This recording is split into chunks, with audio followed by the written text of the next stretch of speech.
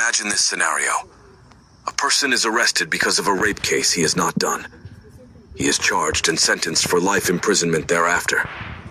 Life at the prison is hard and tiresome, because the poor prisoner never accepted that he had been sentenced for life. So, he plans to escape. He searches for a way of escaping to no avail. Eventually he finds one. Stay tuned. Let's see. In the prison, when prisoners die, there is only one person who is in charge of them. He washes them, puts them in a coffin, and goes to bury them. So our life-imprisoned prisoner decided to take this chance. He went to the person in charge and explained his story. The person in charge told him to come on the following day, very early in the morning, find one of the coffins and push the corpse aside and sleep beside him. So the next day he did the same, exactly as he had been told. As he lay there beside the corpse, he felt relieved that the prison life would come to an end. The person in charge of burying the corpse had told him that he would come and take the coffin to the cemetery to bury it, and after some few minutes, when the guys who were assisting in digging and other manual jobs had left, he would come back and exhume the coffin, open the coffin and free the poor prisoner. So he was glad that he would finally be free. Few minutes later, he heard people walking into the silent cold room. He heard the coffin being closed and being lifted to be taken into the hearse. He remained quiet as the hearse drove away to the cemetery. After like half an hour, the vehicle came to a halt. He felt the coffin being lifted and then the people conversing. He heard how another group dug as fast as they could and their conversations as they worked on.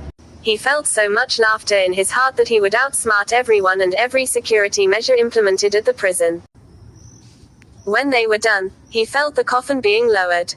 There was nothing to celebrate for the lives of poor prisoners. Their loved ones were not involved in anything. So immediately, the shovels and spades were doing the job properly in covering the coffin with soil. When they were done, the manual job guys got their pension and left. The hearse then drove off to its destination. It was time for our prisoner now to wait for 5 minutes inside the coffin for his rescuer. He was very happy in his heart. He knew he had survived the harsh treatment of the prison. He longed to meet his family. He remembered his moments with his family, especially his wife and children. He felt so happy. A couple of minutes passed and there was still silence. Only the smell of the slowly rotting corpse beside him disturbed his nose.